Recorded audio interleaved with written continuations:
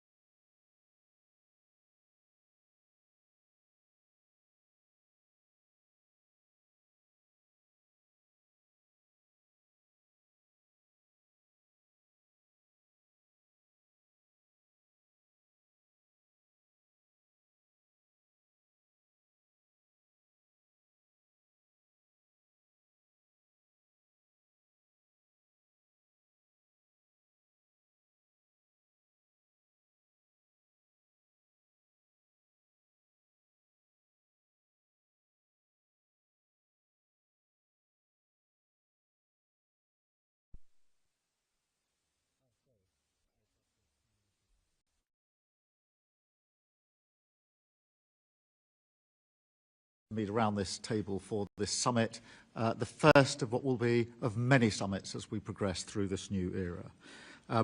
We on this side are following through on what the British public voted for last year and the mission of this government to deliver security and renewal for our country and improve the lives of working people. In uncertain times and a new era for defence, security and trade, we will do that by strengthening our relationships with allies around the world, including, of course, with Europe. So that is what today is all about, moving on from stale old debates, looking forward, not backwards, focusing on what we can do together to deliver in the national interest. We are agreeing a new strategic partnership, fit for our times, providing real, tangible benefits on security, irregular migration, energy prices, agri-food, trade and more, bringing down bills, creating jobs and protecting our borders. We've delivered this progress through hard work together at every level. Our teams have identified the areas where we can make a real difference while protecting our sovereignty and independence. And I want to thank the negotiating teams on both sides. And I want to thank all of you for your engagement on this. The documents that we have before us today represent a strong package that will benefit all of our peoples. So this is an important moment. We must now move swiftly together on the detailed work to make these plans a reality. Thank you very much. And Antonio, if I could pass over to you for opening remarks. Dear David, dear Keir, thank you very much for your warm welcome with Rachel, David and Nick. And for us, it is a great pleasure to be here. This is our first summit since Brexit, and the United Kingdom and the European Union are looking forward, not looking back. We are here to work on the new relationship, not to talk about the past one. The United Kingdom and the European Union are reconnecting with purpose. The security of our citizens, the prosperity of our economies, and the defense of peace in Europe and beyond. These three priorities that will guide our work today. Our shared values inspire us to address together our common challenges. We are stronger than we act together. To support Ukraine, to stabilize and strengthen our transatlantic alliance, to protect free trade, multilateralism, and an international rules-based order.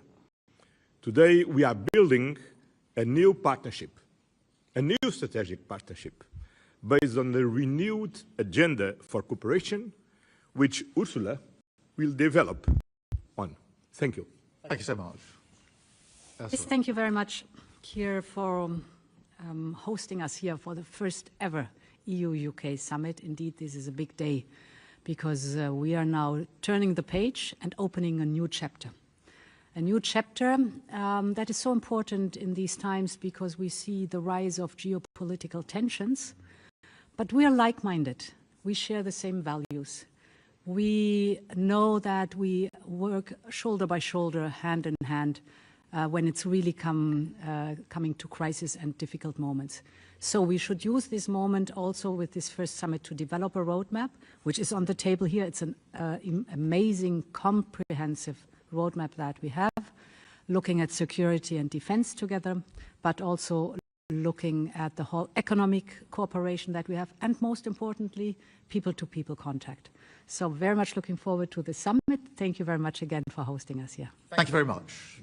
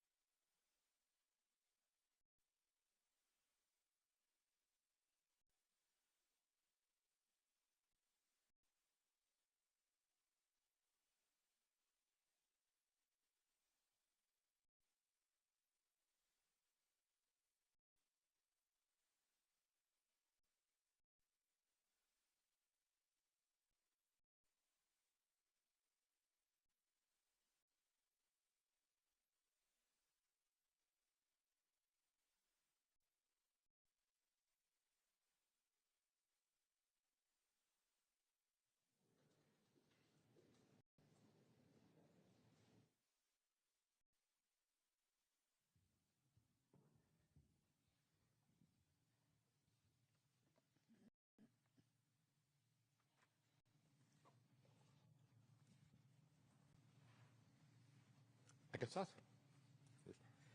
Hello. Good morning, dear Prime Minister, dear Keir, dear Ursula, dear ministers, dear High Representative, dear Maros. Let me begin by thanking Prime Minister Keir Starmer for hosting us here in London for what has been a timely and truly productive summit. A few months ago, Prime Minister, you spoke of your ambition to reset the relationship between the United Kingdom and the European Union. Today, I'm proud to say we together have delivered on that ambition. You succeeded, we all succeeded. The agreements we have reached today mark not just progress, but a new chapter in the relationship between the United Kingdom and the European Union, the start of a renewed and strengthened strategic partnership. Over the past months, we have worked tirelessly to rebuild trust.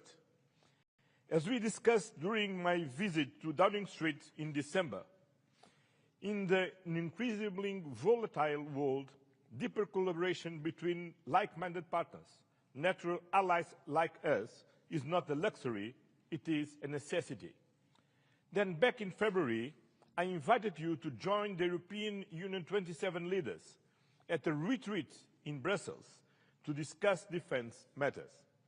There, I felt a new positive energy in our relationship. I saw the great potential of what we can accomplish together to make real, tangible progress for the people of the European Union and the United Kingdom. Since then, we have worked hand in hand to support Ukraine, to increase pressure on Russia, to stabilize and strengthen the transatlantic partnership, and to uphold international law and defending the United Nations Charter amid growing security threats. We have been proud of the fruits of that collective effort. A joint statement on cooperation on global issues, a security on defense partnership, and a common understanding and a renewed agenda for cooperation. These agreements represent more than just words on paper. They are a reflection of our shared commitments to security, to prosperity, to development, and to the people we serve on both sides of the Channel. Our relationship is grounded in shared values, mutual interests, and the simple fact of our geographical closeness. We are neighbors, allies, partners, and we are friends. Times are changing. The rules-based international order is under attack. Multilateralism is being tested, and the European Union and the United Kingdom are providers of global stability.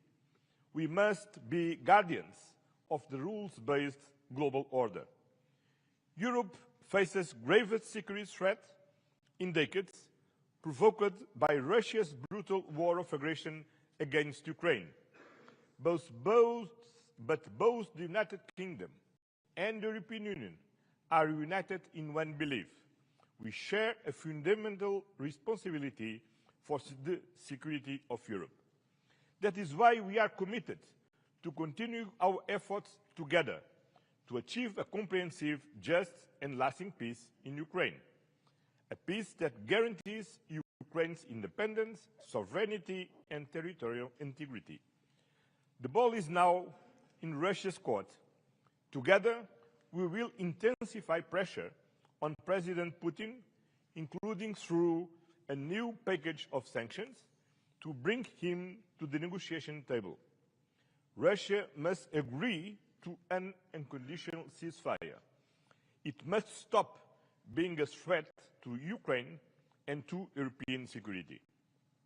On defense, our new partnership will bring deeper cooperation. It will strengthen Europe's contribution to NATO, and it will sharpen our focus on common strategic priorities.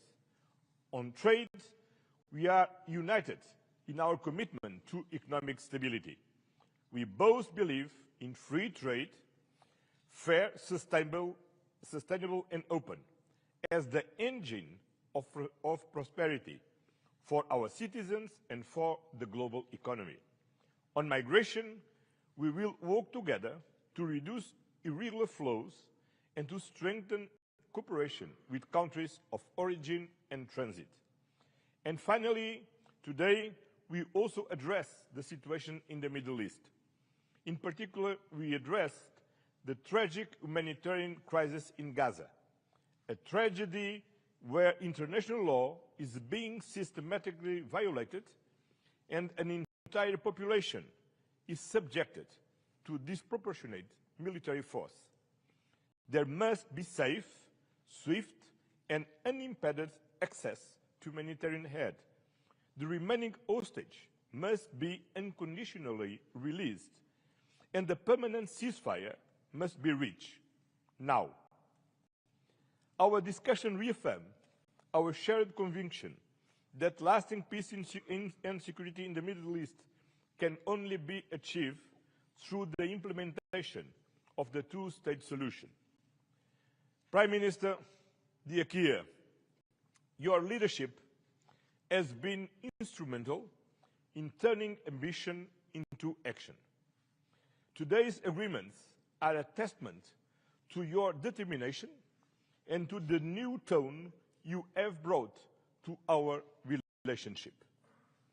The United Kingdom and the European Union are stronger when we stand together for prosperity, for security, and for peace in Europe and beyond.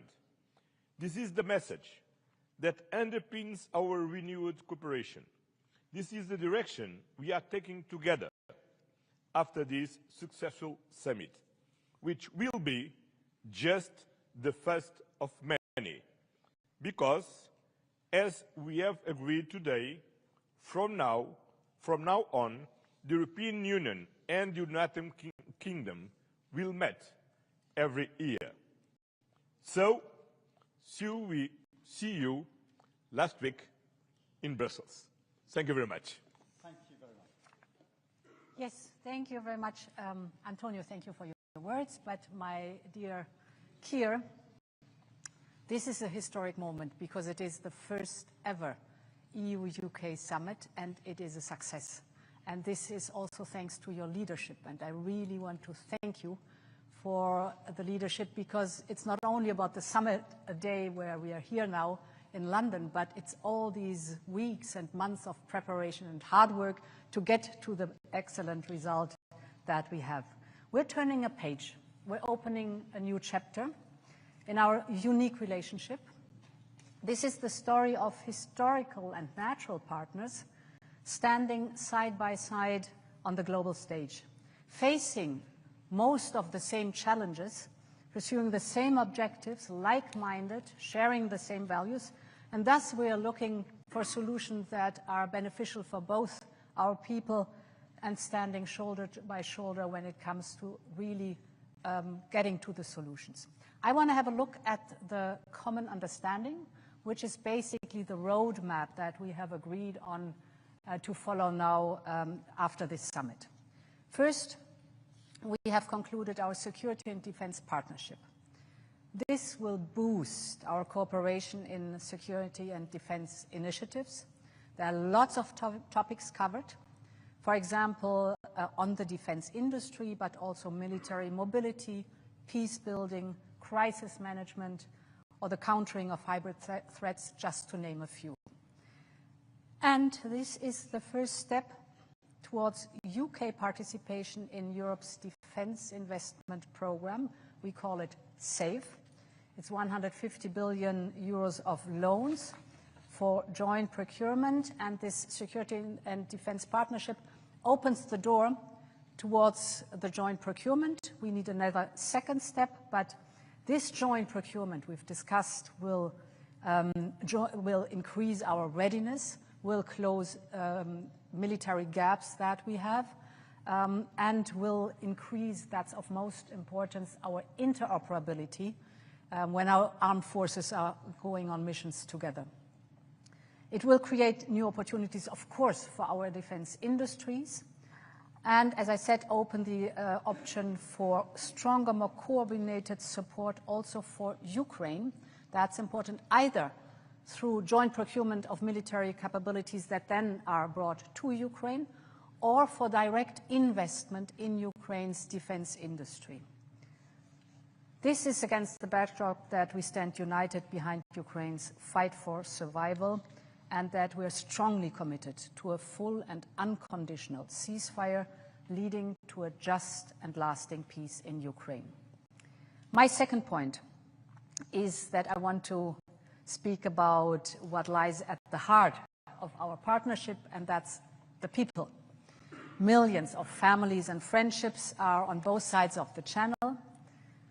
I am thinking back of my times as a student here in London, and from that experience I know the first place abroad you go when you're a young person, it's an impression for life. You fall in love with the city and the country, and for the rest of your life you are the best ambassador for this country. Therefore, I'm so glad that we have agreed that we will have Erasmus Plus for young people, and that we will work towards a youth experience scheme. It's just about this experience. This will allow the next generation to once again live and study in each other's countries, and this will build friendships that will last a lifetime. Turning to what connects us further, that is the topic energy and joint climate goals. Today, we have decided to explore the UK participation in the EU's electricity market. It's good for the stability of energy flows. It is good for our common energy security, because we know that a bigger market will also be good for lowering the energy prices, and it will attract more private investment because of the regulatory stability and predictability that is there, to tap into the vast potential that the North Sea offers, specifically for renewable, cheap, and homegrown energy. In addition, we're both committed to leading by example on the path to net zero, and that's why we've also agreed to work towards linking our emission trading system. A larger integrated system is a big step forward in decarbonization and creates a level playing field. Today, we also decided to facilitate trade flows of agri-food products between us, and to work towards a common sanitary and phytosanitary area. That means more certainty, more stability for farmers and food producers and fishermen and fisherwomen on both sides of the channel, safer food with greater trust from the consumers, and together with the Windsor framework, this will also bring additional benefits for Northern Ireland. It will further ease the movement of agri-food goods between Great Britain and Northern Ireland, and Northern Ireland will continue to enjoy dual access to both the EU single market and the UK internal market. And in addition, it's a lot what we have agreed on. In addition, we have reached an agreement on fisheries, ensuring reciprocal access to waters until 2038. This is so important for long-term stability and predictability. And we have agreed to preserve the historic tariff-free trade in steel products. Steel is a vital sector for both our industries, so this decision is great news. Finally, I'm coming to an end. On justice and migration, we're stepping up our cooperation to keep our citizens safe. That means more joint operational work, especially through Europol, and seamless exchange of information. Because as we all know, crime doesn't stop at borders, neither should our response. On illegal migration, we are joining forces to crack down on smugglers and traffickers. This is organized crime. Our goal is clear. We want to protect our borders and prevent further tragedies. We're also stepping up there for our joint cooperation with third countries. As you know, we on the European Union side have made this one of our priorities, and we welcome that the UK is joining us in this effort. Dear Keir, what we have agreed today is historic. It will make a real difference to people in the UK and across our union. But the message we are sending to the world today is equally, if not more important. It is a message that at a time of global instability, and when our continent faces the greatest threat it has for generations, we in Europe stick together. A strong EU-UK relationship is of fundamental importance for that, for our security, for our prosperity, for our shared destiny on this continent. And this is what it's all about today. So I want to thank you for hosting us. It was a great summit, and thank you very much for your leadership. Well, thank you, Ursula. Thank you, Antonio, for your words, and thank you for your leadership on this as well. Ladies and gentlemen, Britain is back on the world stage, working with our partners, doing deals that will grow our economy, and putting more money in the pockets of working people. In the last 2 weeks alone, we've delivered trade deals with India and the US. And that means jobs saved, jobs created, more growth, and a huge vote of confidence in this country. It shows that as global instability is rising, the decisions that we've taken to stabilise the economy and lead the way internationally have made Britain a place where people want to do business once again. And from that position of strength, today we have struck this landmark deal with the EU, a new partnership between an independent Britain and our allies in Europe. This is the first UK-EU summit. It marks a new era in our relationship. And this deal is a win-win. It delivers what the British public voted for last year. It gives us unprecedented access to the EU market, the best of any country outside of the EU or EFTA, all while sticking to the red lines in our manifesto about not rejoining the single market, the customs union, and no return to freedom of movement. So this deal is good for both sides. And let me set out why it is good for Britain. We've struck an SPS deal to make food and agricultural trade with the EU cheaper and easier. And that is slashing red tape and bureaucracy. And that means lower food prices at checkouts, more choice in our supermarkets, and of course more money in people's pockets. It will boost British exporters because once again, after a long absence, we'll be able to sell Great British burgers, shellfish and other products into the EU. We've also struck a new defence and security partnership to strengthen our cooperation and strengthen our security, which is vital in this dangerous new era. And it will open the door to working with the EU's new defence fund, providing new opportunities for our defence industry, supporting British jobs and livelihoods.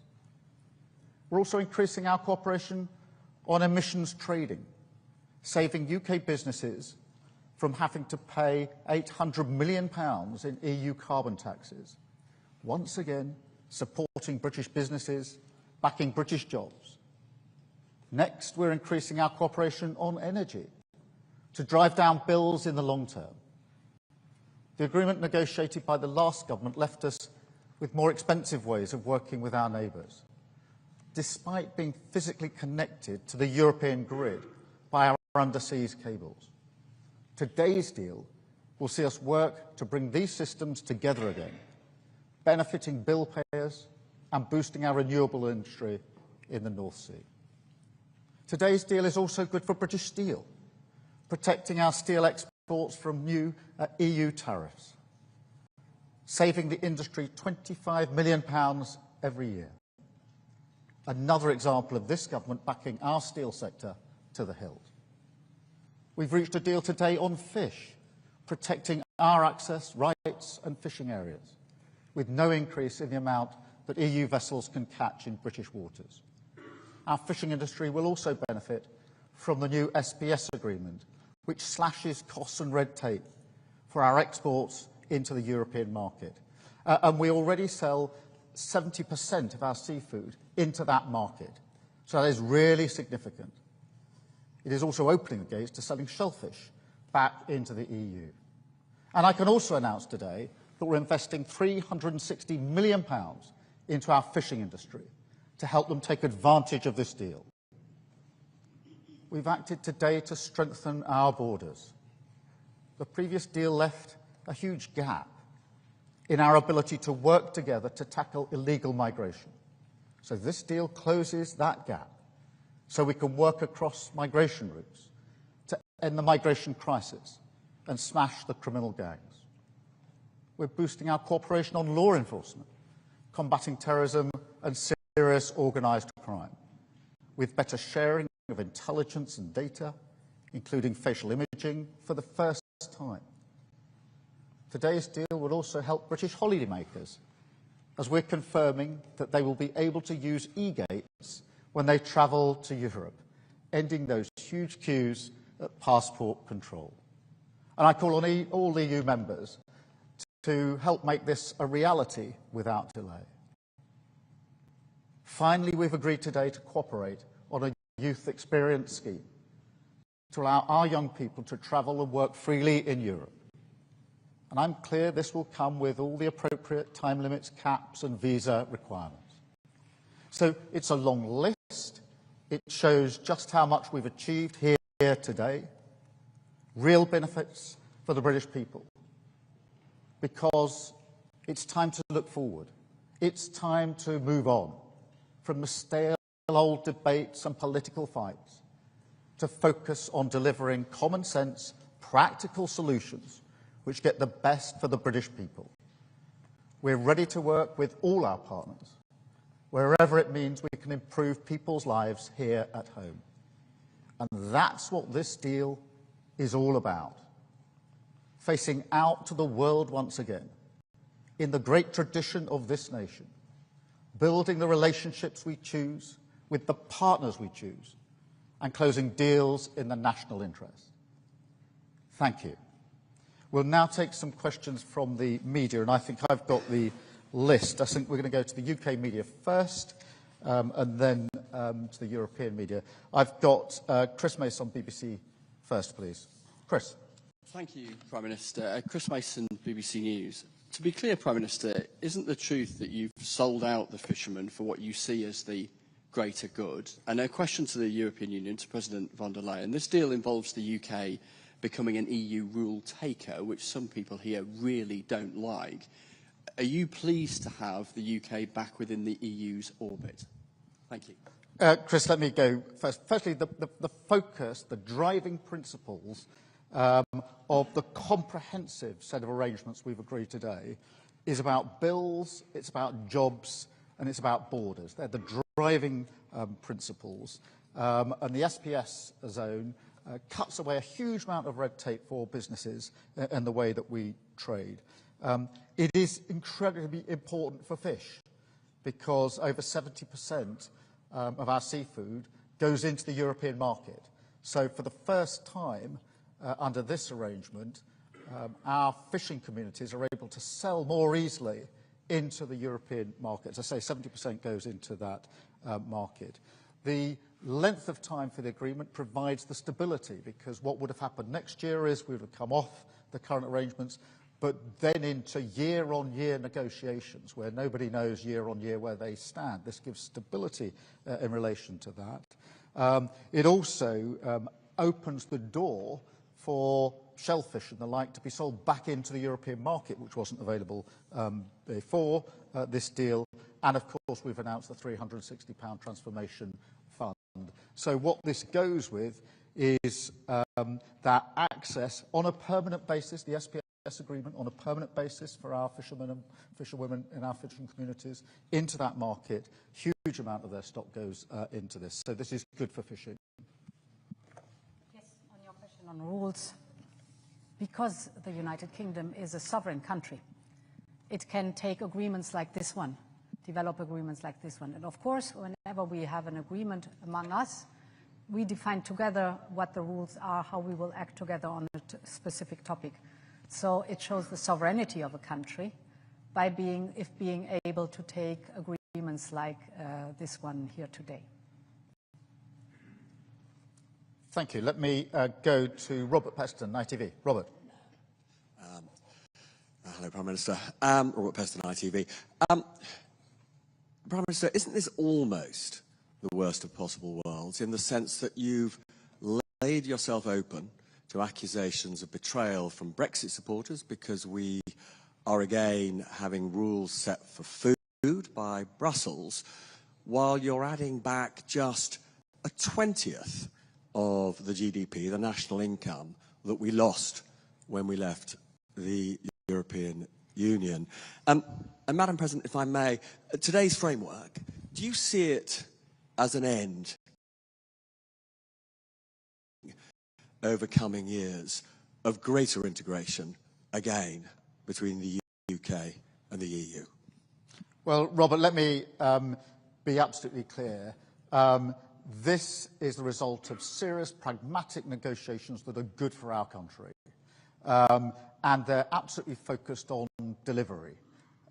In the same spirit, with the same mindset that we struck the deal with India and with the US. So this is very good for our country. It is hugely ambitious and comprehensive. The SPS zone, really important in terms of our market access, getting rid of the red tape and the bureaucracy that otherwise would have been there, hugely important as well to Northern Ireland.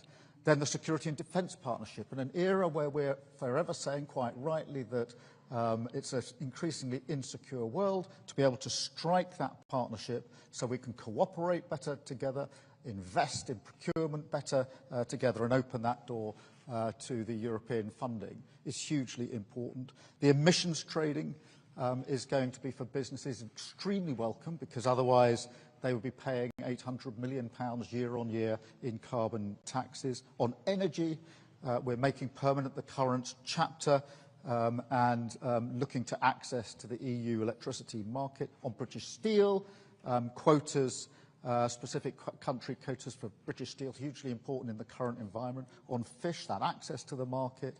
Shellfish being opened up, again, the transformation fund. E-gates, which for many people will be the first discernible difference in terms of travel, ending those queues. On law enforcement, where there wasn't really enough in the current deal, operational work together on institutions like Europol, sharing data, particularly facial mapping, irregular migration. We're pushing forward way beyond the TCA in terms of what we're going to do together, and the youth experience. So the breadth and comprehensiveness of this agreement shows that if you focus seriously and pragmatically on deliverables, you can make a real difference for our country. And just like India, just like the US, other governments have talked and talked and talked with great rhetoric about what they're going to achieve, and achieved little or nothing. We rolled up our sleeves, we've been serious and pragmatic, and we're delivering a very, very good deal for our country today. Yes, on your question on the framework, I would say the common understanding, that is the document that shows that we're engaging in greater cooperation. And the Prime Minister has just described the topics. I mean, we are sharing the same interests. We're very close friends and allies, and if you look at the topic where we agree on a greater cooperation, for example, energy, we share the interest to lower the energy prices, and we share the interest to have to be more independent in producing energy, and to have more energy security and renewable energy. So that's one of the topics where we engage into. The emission trading system, fighting climate change, is the same interest we have on both sides. Security and defense, you just described it. It's a big topic where we can together really achieve big steps forward.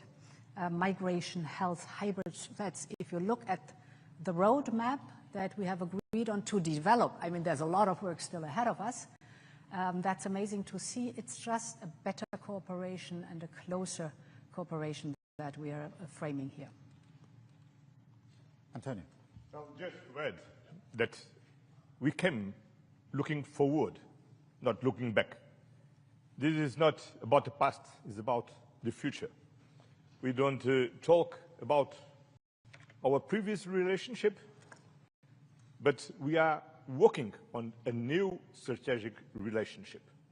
This is not a U-turn, it's a new chapter, a new strategic partnership, a new security and defense partnership based on the shared values and the shared challenges that we want to address together as we express in our joint statement. Thank you. And can I come to Beth Rigby, Sky News? Thank you, Prime Minister. Beth Rigby, Sky News. You staked your reputation on getting this deal, and to nail it down, you have given the European Union 12-year access to UK fishing waters, and you have agreed, having ruled it out last year, in principle to a youth mobility scheme. There are those today criticising you for backsliding on Brexit. Don't they have a point? And if I may, I need to ask you about what's happening in Gaza. The UN's aid chief has warned action from the UN Security Council is needed to, quote, prevent genocide in the Gaza Strip. Do you think it is genocide? And can you, in good conscience, stand there as a leader and say you have done all you can? And to the Commission President, it has been a difficult few years between the UK and the EU. You describe this deal as turning the page on those years. Many Britons will welcome this deal, but what is your message to those who voted Brexit in the UK and view these new arrangements with suspicion? Thank you. Beth, this is a comprehensive agreement.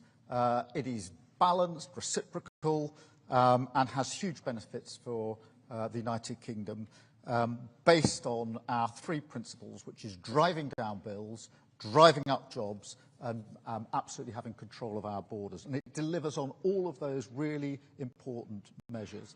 And I think it's really significant, as you'll see, supermarkets are already coming out saying how much they support the deal, because they know what this means in terms of the SBS agreement for the prices in their supermarkets, which of course are the prices impacting on working people across the country. I think Salmon Scotland have come out already saying one of the huge exports from Scotland, how important it is from there. So I listen to the voices of those that are trading, the businesses across the country who are saying this is a good step forward over the voices of those from either side who've predicted what they would achieve and achieved very little. And most of the people complaining about the deal were people who are saying before they knew one single word of what it said that they were against it. So I look at how does this impact on working people? What are those supermarkets saying? What are those businesses saying? Because they're all welcoming it, and they're welcoming it for a reason. That's because it's a very, very good step in the right direction, a really important development. Let me separately address the question of Gaza, because it is a really serious, unacceptable, intolerable situation. And that's why we are working intensely to coordinate with other leaders how we respond to this, because it is intolerable, it is unacceptable, and we will continue to work in that way. Thank you very much. Beth. Yes. So we are sovereign neighbours. We're friends, we're allies. And this is a new beginning for old friends. In this spirit, we have designed the roadmap that we are working on together. And I think it shows, the content shows that we are working towards a friendly cooperation that is of benefit for both sides of the channel. On Gaza, the humanitarian situation in Gaza is unacceptable. For 2 months now, no humanitarian supplies have entered Gaza. Aid must reach civilians in need immediately, and the blockade on Gaza needs to be lifted now, because humanitarian aid must never be politicized. And we are calling for a resumption of the ceasefire and the immediate release of the hostages so that a permanent end of the hostilities can be finally achieved. We are convinced that the only solution is the two-state solution. This needs, among others, also a functioning Palestinian Authority.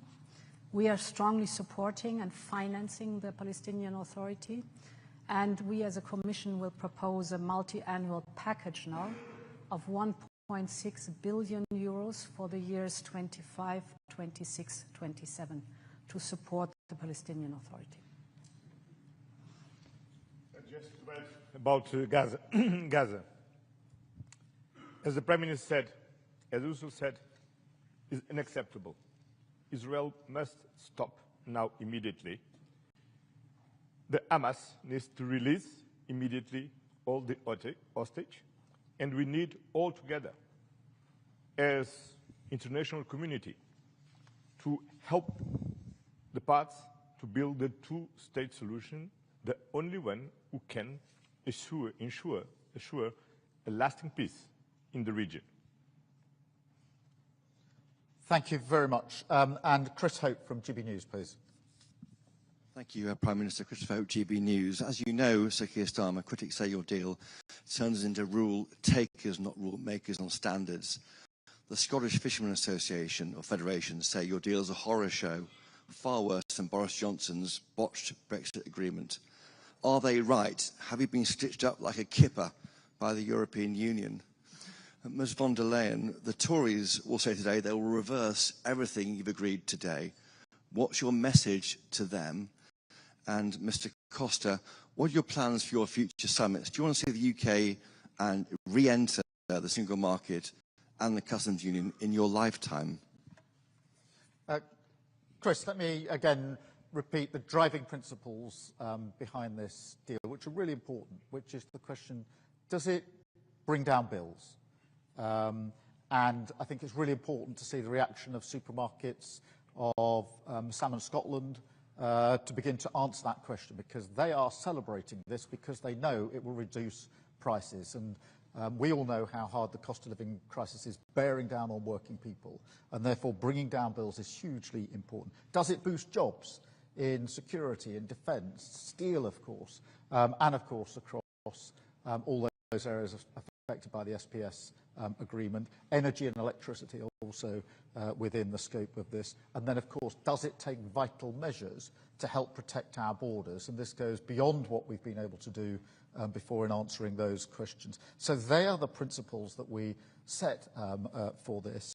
I think it's important to remember in relation to fishing that next year, under the old arrangement, we didn't cease to have any EU fishing in our waters. We simply went to a year-on-year negotiation, which means there's no stability for anybody. And because of the SPS zone being permanent, that does mean for fishing communities that the fish can be sold into the European market. And when 72% of your fish is into the European market, that makes a material difference in terms of cutting the red tape and the bureaucracy. And of course it unlocks some of the shellfish, etc., which couldn't be sold into the market at all until we made this arrangement. And I think it is important to emphasise again the £360 million transformation fund to fishing communities, which has never been put in place before. And that's why the comprehensive nature of this deal across so many strands is totally focused on that question. Does it bring down bills? Does it drive up jobs? And does it help us take control of our borders? And it answers all of those questions, which I think are fundamentally important for working people. Thank you. So to your question, my answer to all would be that we are good neighbours. And it's reasonable for good neighbours to work together when they face challenges. That's what we're doing. And I think now our job is, I mean, we've described the roadmap. We have to finally negotiate all the different details in it. And then our job is to implement it and to show the positive results. People will see the positive results. You spoke about bringing the bills down, less red tape without any question, more prosperity and more predictability. So ask us again in a few years and then we can show exactly what we have delivered. Well, thank you very much for your question. I had the privilege to work in the European Council with David Cameron, Theresa May, and Boris Johnson. I had the experience to negotiate with Cameron an agreement to avoid the Brexit, to negotiate with him the withdrawal agreement, the Windsor Agreement, the trade and cooperation agreement with him, with Theresa May, and finally with Boris Johnson. This is the past. Now, with Keir Starmer, we are turning the page, look at the future, and closing the gaps, but build on a new strategic partnership.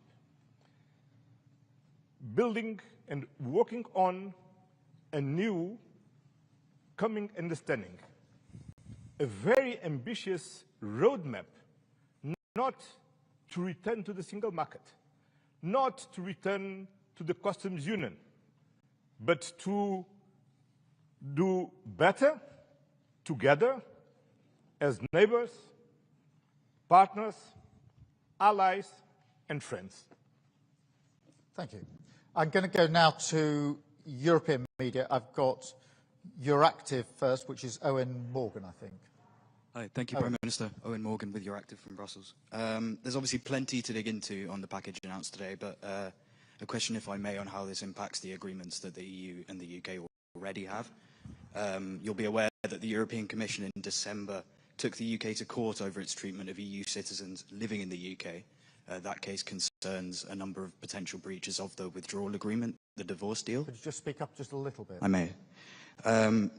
So the European Commission took the UK to court in December over its treatment of EU citizens living in the UK, and that concerns a number of potential breaches of the withdrawal agreement. Today's package once again talks about the full, timely and faithful implementation of those agreements. So to the Prime Minister, what assurances have you offered the EU as part of these talks on your implementation of the withdrawal agreement? To President Costa, are you satisfied with those assurances? And to President von der Leyen, does the Commission's legal action and court case still remain on the table? Thank you. Let me be absolutely clear that this builds on the agreements we already have in place, which we respect and have agreed on the basis that will be fully implemented. And that's been the platform upon which we've been able to take this forward. And we've already, in relation to citizens' rights, etc., made advances even before today. But this is premised on the idea that this is a government that, when agreements are struck, respects those agreements and sticks to those agreements. And on that platform, we've been able to build so much of what we put before you today. Yes, sir. Or Antonio. Okay. I'm very satisfied because we now have a clear commitment to a fully and timely implementation of the previous, what is previously agreed, all these treaties. But now we have a roadmap to work together and to deliver to our citizens in the European Union and in the United Kingdom what is more important: safety, security and prosperity. And the Prime Minister translated very well what means prosperity. Prosperity means economic growth, jobs, lower inflation. And it's for this what we are working together, because together we are stronger and together we can deliver more to our citizens. Then I'm very satisfied and I'm looking forward for continuing to work together.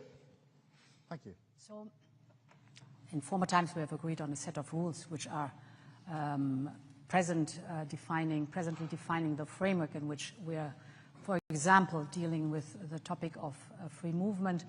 Everyone on both sides has to abide to the rules. We have to implement these rules, and in some cases we are searching for legal clarity. This is a normal process that goes on not only on the topic of free movement, but on every topic where you have to implement rules. That's the state of play.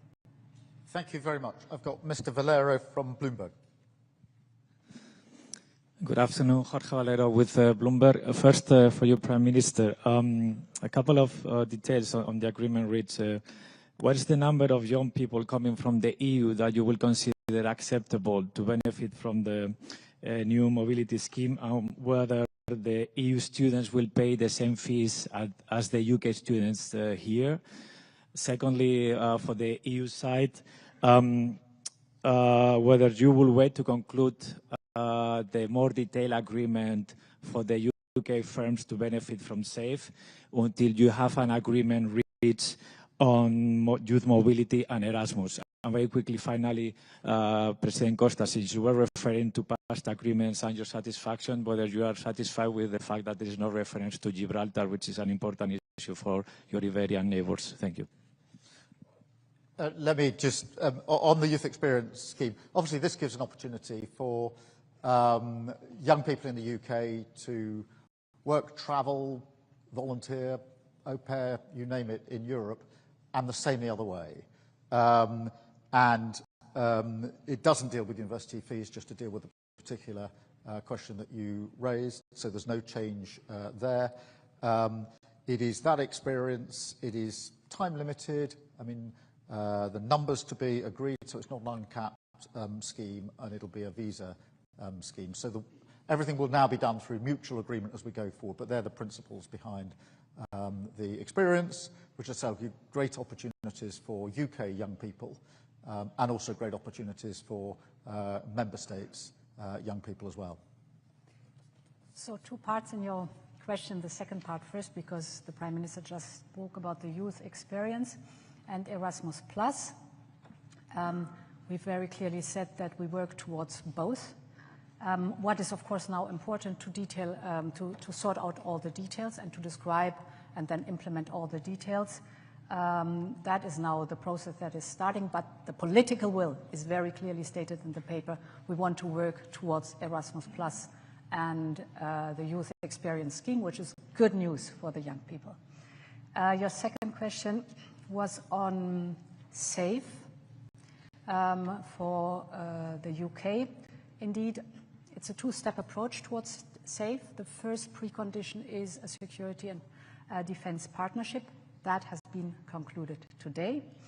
And it opens the door for the UK to participate in the joint procurement under SAFE. Then there comes the second step that is necessary to negotiate a second agreement. And here we detail out, it's again a process of detailing out, budget contribution, reciprocal market access, and rules on security of supply. And this will give, that's important, in the end, the UK industrial participation. This is the goal that we have together.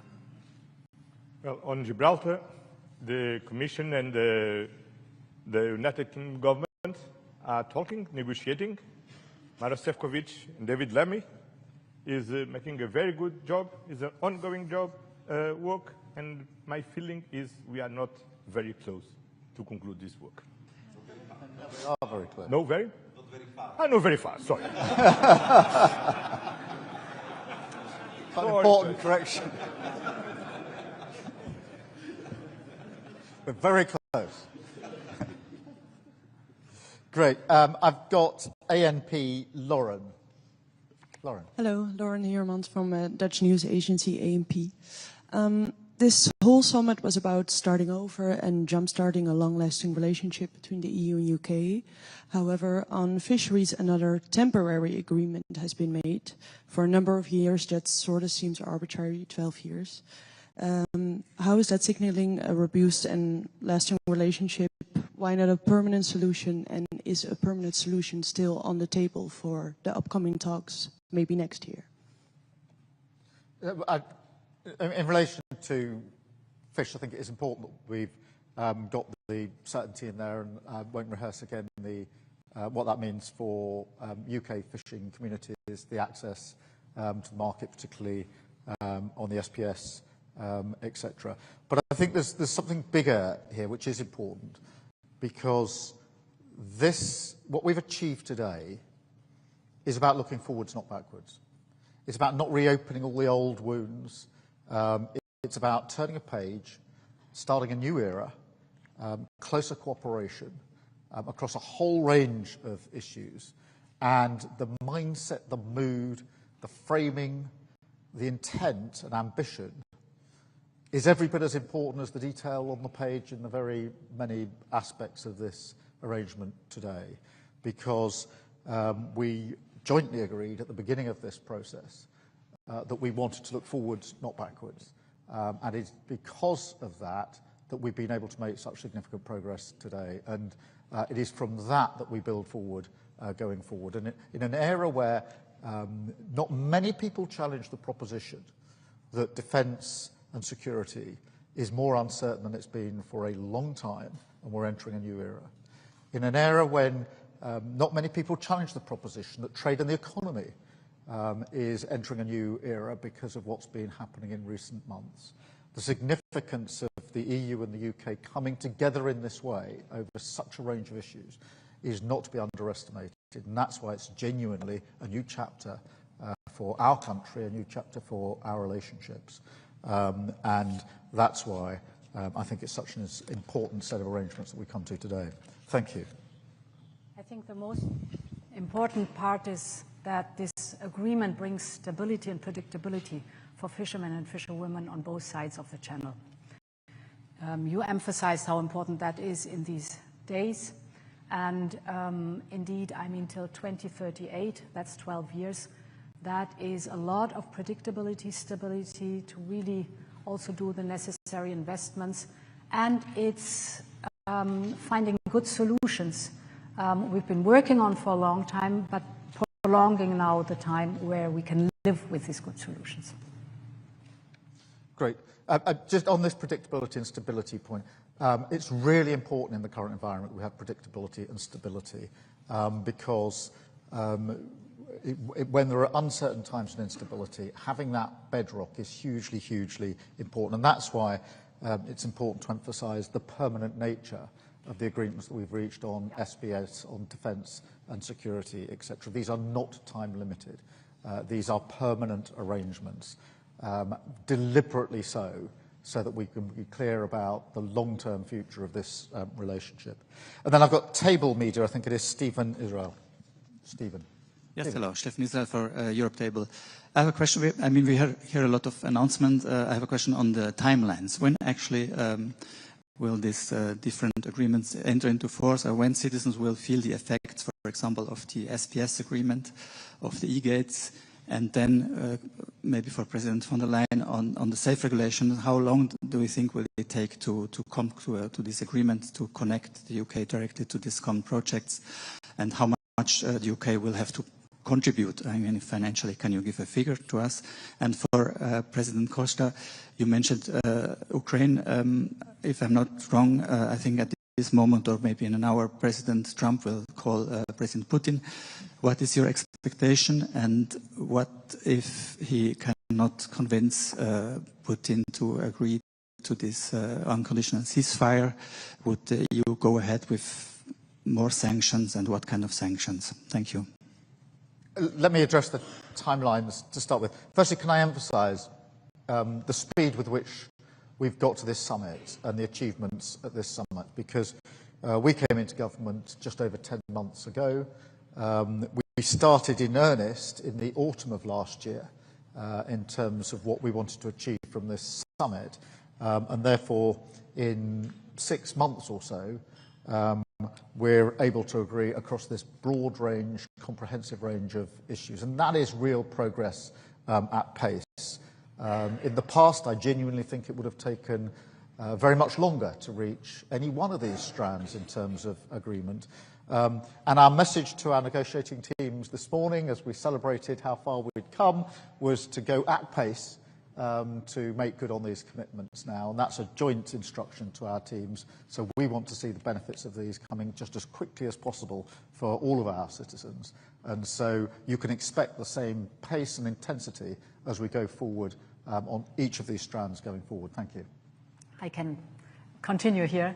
The SAFE instrument has now just been approved by all the institutions, so it's ready to go. And therefore, we have to work hard that we have the second step also negotiated, and then we're going to be indeed ready to deliver. So it's a question of, I hope, only a few weeks, and then we should be done. Achieve just and lasting peace in Ukraine is a main priority for the European security. And for this is essential unconditional and immediately ceasefire from Russia.